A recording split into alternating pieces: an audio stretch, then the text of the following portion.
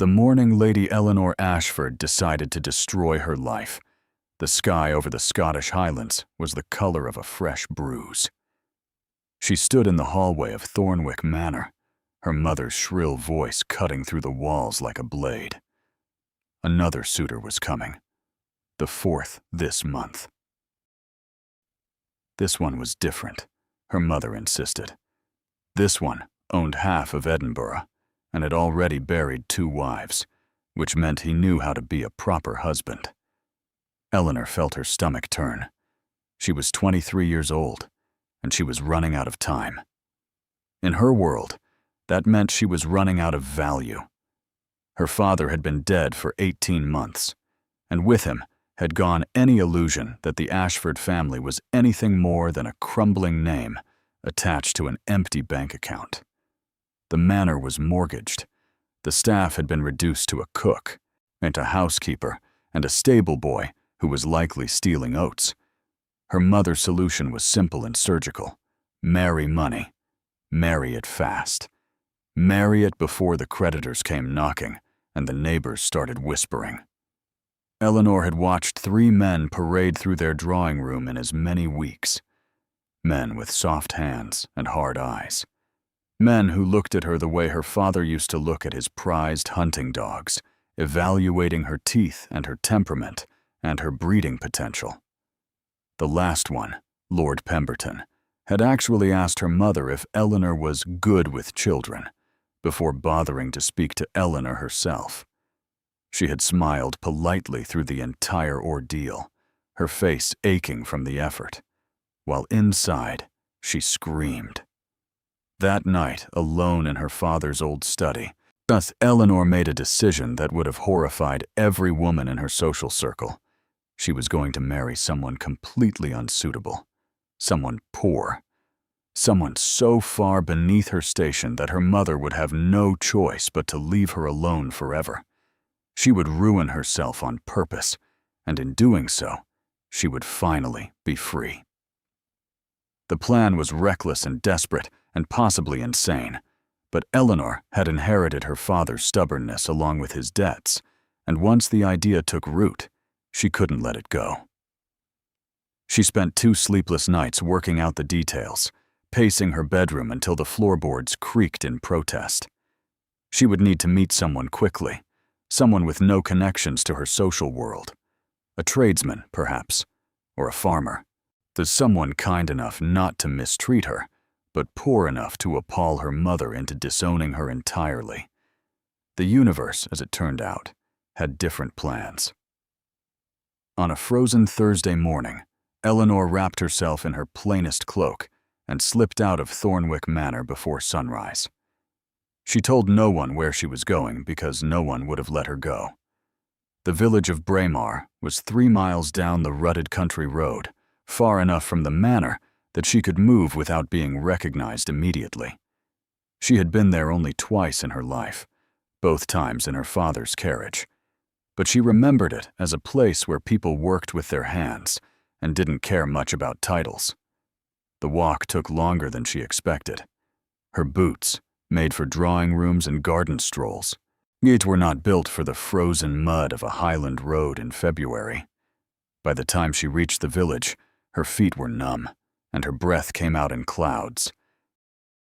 The main street was quiet, just a few shopkeepers sweeping their storefronts, and a farmer loading a wagon with hay bales. Eleanor stood at the edge of the square, suddenly unsure of what to do next. She had imagined this moment 100 times, but now that she was here, the absurdity of her plan hit her like cold water. What was she supposed to do? Walk up to a stranger and propose marriage? Ask the blacksmith if he was interested in a bankrupt aristocrat with no dowry and a mother who would curse his name for generations?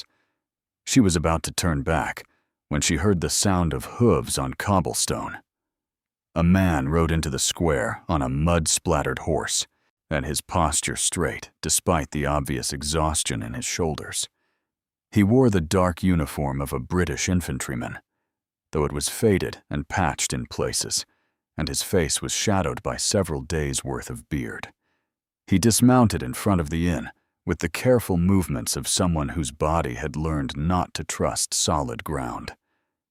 Eleanor found herself staring. He was younger than she expected, perhaps 28 or 30, with the kind of face that looked like it had forgotten how to smile. There was a scar along his jawline, pale and thin, and his hands, as he tied the reins to the post, were calloused and steady. He moved like a man who had seen things he would never speak about, and when he glanced up and caught her watching him, his eyes were the color of a winter sea. For a long moment, neither of them moved. Yet then Eleanor did something she would never be able to fully explain, not even to herself. She stepped forward, her heart hammering so hard she thought he might hear it, and she spoke. "Excuse me, are you married?" The soldier blinked, clearly startled. Up close, she could see the exhaustion etched into his face, the way his jaw tightened, as if he was bracing for an attack. He looked at her like she might be a hallucination brought on by too many nights sleeping on frozen ground. "I beg your pardon?" Eleanor's hands were shaking inside her cloak, but her voice came out steadier than she felt. "I need to know if you're married. It's important." The man stared at her for a beat too long, his expression caught between confusion and suspicion. Then, slowly, he shook his head. "No, I'm not." Eleanor took a breath that felt like swallowing glass. "Good," she said, "because I have a proposition for you." The soldier didn't laugh, which Eleanor took as a small miracle. He stood there in the frozen square, one hand still resting on his horse's neck, studying her with the kind of careful attention men learned in war. His eyes moved from her face to her cloak, taking in the fine wool that she'd tried to hide beneath a layer of road dust, the way her posture gave away years of deportment lessons, even as she tried to seem ordinary. "A proposition," he repeated, his voice rough like gravel underfoot. It wasn't a question. It was the sound of a man who had heard too many propositions in his life, none of them good. Eleanor felt heat rise to her cheeks despite the cold. This was madness. She knew it was madness. Yet but turning back now would mean returning to Thornwick Manor, to her mother's plans, to Lord Pemberton's tobacco-stained smile, and the slow suffocation of a life chosen by someone else. "I need to marry someone," she said, forcing herself to meet his gaze. "Quickly. Someone who won't ask questions or expect anything beyond a legal arrangement. In return, I can offer you a modest sum. Not much, but enough to start over somewhere, if that's what you need." The soldier's expression didn't change, but something shifted behind his eyes. He glanced past her, scanning the square as if checking for witnesses, or perhaps looking for whoever had put her up to this cruel joke. When he looked back at her, there was something harder in his face. "You're serious? Completely? You're running from something?" It wasn't a question, but Eleanor answered anyway. "Yes." He was quiet for a long moment, and in that silence, Eleanor became aware of how loud her own heartbeat sounded in her ears. A cart rattled past behind them. Somewhere a dog barked, the ordinary sounds of a village morning, while she stood in the middle of it asking a complete stranger to upend both their lives. "What's your name?" he asked finally. Eleanor hesitated. Giving him her real name meant risk, but lying seemed like a poor way to begin an arrangement built on mutual desperation. "Eleanor Ashford." She watched his face carefully for recognition, for the change that always came when people heard the Ashford name. But there was nothing. Either he didn't know the family, or he didn't care. Both possibilities felt like relief. "I'm James," he said. "James Mackenzie. And I think you should go home, Miss Ashford. Whatever you're running from, marriage to a soldier with nothing but a tired horse and borrowed time isn't going to solve it." The rejection stung more than Eleanor expected. She had prepared herself for suspicion, even mockery, but not for gentle dismissal. Not for someone to look at her desperate plan and try to protect her from it. "You don't understand," she said, and hated how her voice wavered. "Going home isn't an option. My mother is determined to sell me to the highest bidder, and I won't do it. I won't spend my life as some old man's decorative investment. If I marry you, marry anyone she considers unsuitable, she'll wash her hands of me entirely. I'll be disowned, but I'll be free." James shifted his weight, and Eleanor saw him wince slightly, some old injury making itself known. "And what happens to you after that? When you're disowned and married to a man with no prospects? Have you thought about what freedom costs when you can't afford bread?" "I've thought about it every night for 2 weeks," Eleanor said, and the honesty of it rang in the cold air between them. "I know what I'm asking. I know how it sounds. But I also know that if I don't do something now, I'll wake up one morning 20 years from now in a house I hate, married to a man I despise, wondering when exactly I stopped being a person and became a thing to be managed." James studied her for a long moment, and Eleanor found herself unable to look away. There was something ancient in his eyes, yet the kind of weariness that had nothing to do with age. She wondered what he had seen in the war, what he had done, what he was trying to forget. "I can't give you the life you're used to," he said quietly. "I have a small cottage on the edge of nowhere. No servants, no society, barely enough to keep the roof from leaking. That's not freedom, Miss Ashford. That's just a different kind of prison." "It's my choice of prison," Eleanor said. "That's the difference." Something flickered across James's face then. Recognition, maybe. Or respect. He looked down at his hands, at the calluses and scars that marked years of hard living, and Eleanor saw him weighing something she couldn't name. "Why me?" he asked. "There are other men in this village, men who might jump at the chance to marry an Ashford, even a disgraced one." Eleanor had asked herself the same question in the 30 seconds since she'd first seen him.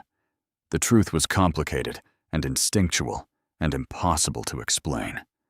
Something about the way he carried himself, the way he hadn't looked at her like a prize or a puzzle to solve, the exhaustion in his shoulders that matched the exhaustion in her chest.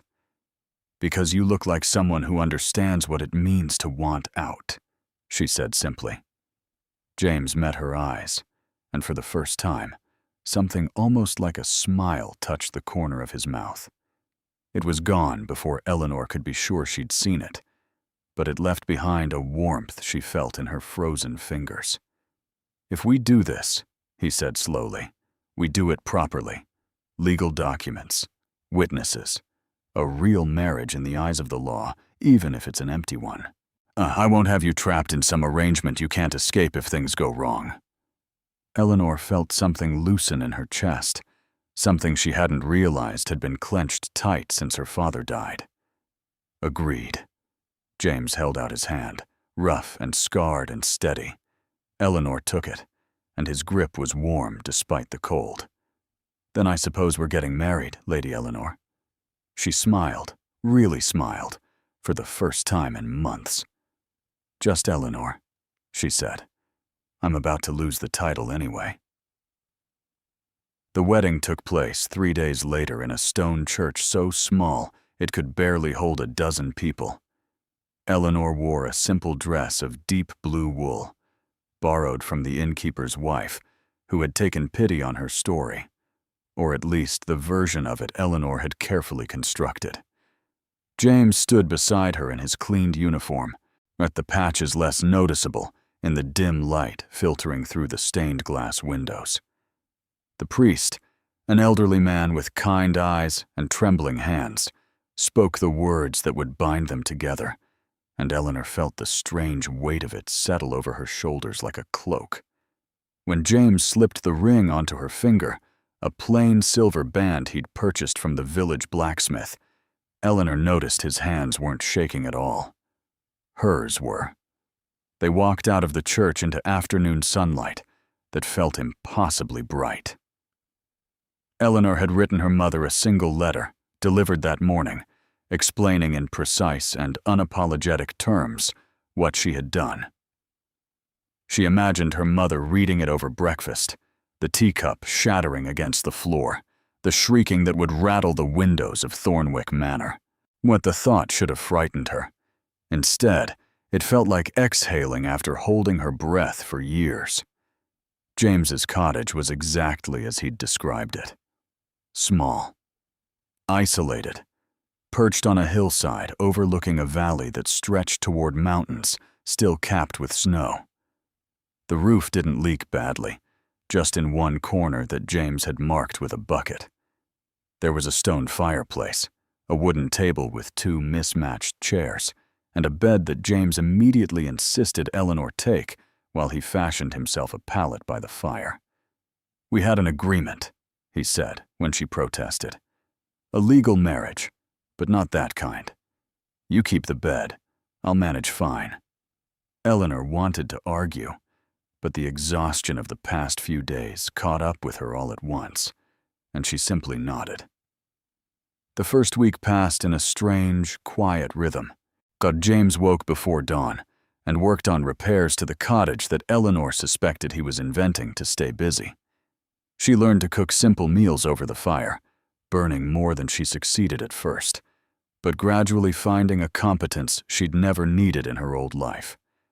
They spoke politely to each other, like friendly strangers sharing a coach, never quite sure how much honesty the situation allowed.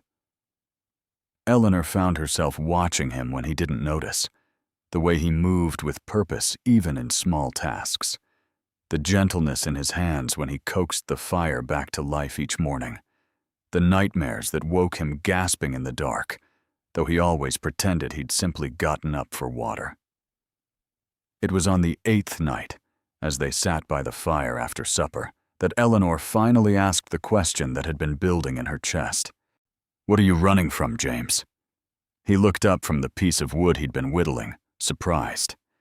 Then something resigned crossed his face, as if he'd been expecting this conversation and dreading it in equal measure.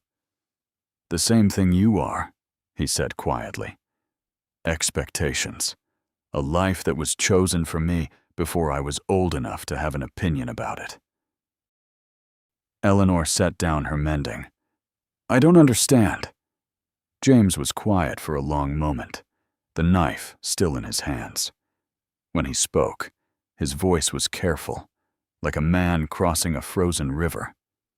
"My full name is James Alexander Mackenzie, the Duke of Strathmore." The words hung in the air between them, impossible and absurd. Eleanor stared at him, waiting for the joke to land, but his face remained serious. "That's not funny," she said. "No," James agreed. "It's not." He told her the rest then, the words coming slowly at first, then faster, like a dam breaking. He'd inherited the title at 19 when his father died, suddenly responsible for estates and tenants and a position in society he'd never wanted.